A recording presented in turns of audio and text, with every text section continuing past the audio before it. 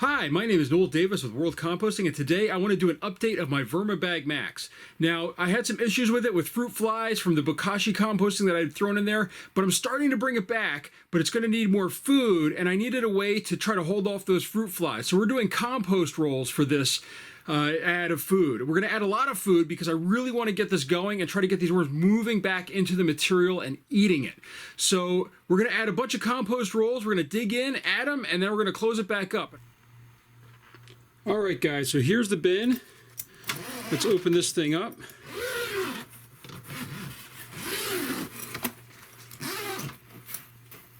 Throw this over the back. Oh, we've got a few fruit flies in here.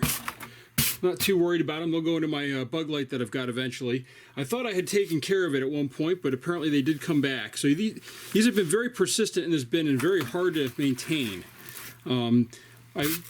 Somebody was telling me online that they are actually attracted to some of these cardboards and papers for what they have in them.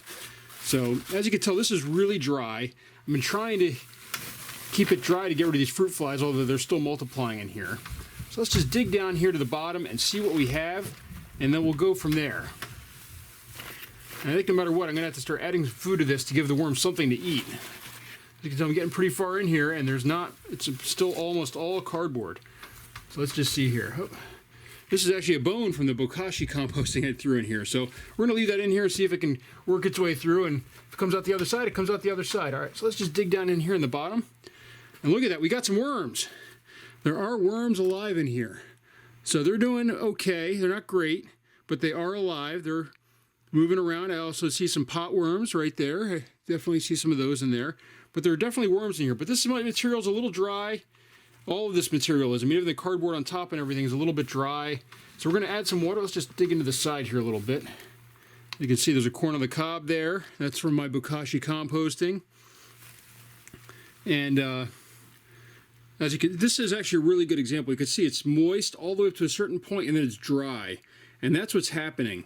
And this bends right in half and breaks right in half. And this is really soft. This is probably from the bokashi composting that I did in here, or that I threw in here. The bokashi probably softened this up as it fermented it. So let's just dig in a little bit more. Let's see if we can dig a little bit more down here. Get more. Oh, look at this, even more worms. So they are definitely in here, and they are definitely multiplying. So they look pretty healthy, kind of small. Definitely smaller than I would normally see in some of my bins. Normally they're a little bit larger than this. As you can tell, a lot of little juveniles in here. But lots of them. I mean, look at that. You can really see that there's a lot of worms in here at the bottom. So we're going to add these guys back to the bottom, but we need to really start adding some food. And as I said, as you can see, there's fruit flies in here that I've been trying to get rid of, and it has not been successful. So we're going to add a different type of food in here because I need to add food. But before I do that, I'm going to add some water. I think that these really need some water in here. I just refilled my water container not too long ago, so that's why you see hear the air bubbles coming in. This really needs some water. We need some moisture in here, so that way they can start plumping back up, get some more moisture into the bedding material. That way they can start working through it, and we can get this bin working again. So right now, I'm just going to add a little bit of water because everything is very dry in here. And then also what I'm going to add is some crushed eggshell to make sure that we've got our grit. So I'm going to put this way down in here. So this is my crushed eggshell. I just keep in this little can.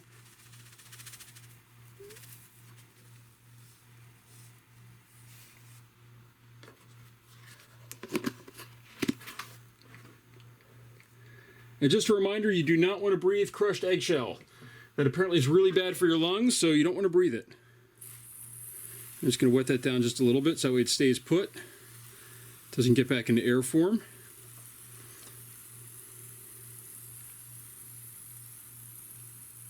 Alright, I think that's good.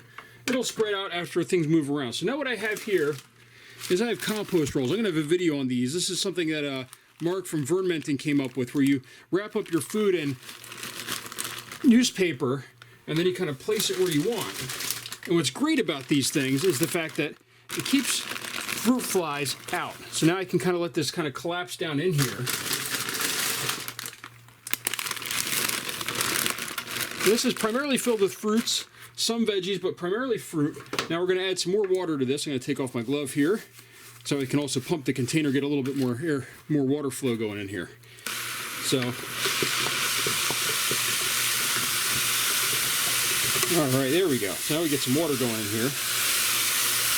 This is just going to run off the sides here. It's going to go around, but that's fine. The idea is to soak the area around this. That way the worms are going to come up into this area and start eating. And I've done this in some of my other bag systems that I have, my urban worm bags and the Vermibag mini that I have. And it's worked really well because the moisture sort of stays inside these bags once it gets in there.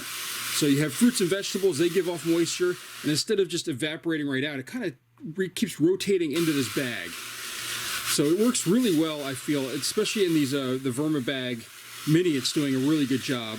That's one that I don't really record anymore, but it's doing a really good job of keeping it going. So we're just going to get this wet, and then what we're going to do here, I added some water. I'm going to put my glove back on. I'm just kind of move the bedding around a little bit, shake it back down into this area, cover these back up, and this should be ready to go again. Hopefully I didn't get too many worms up here to the surface. They might dry out from being up here. As you can tell, this stuff is really dry. And I'm going to continue to keep this cardboard box on top. Actually, I'm going to add a little bit more water in here just to kind of wet this down just a little bit.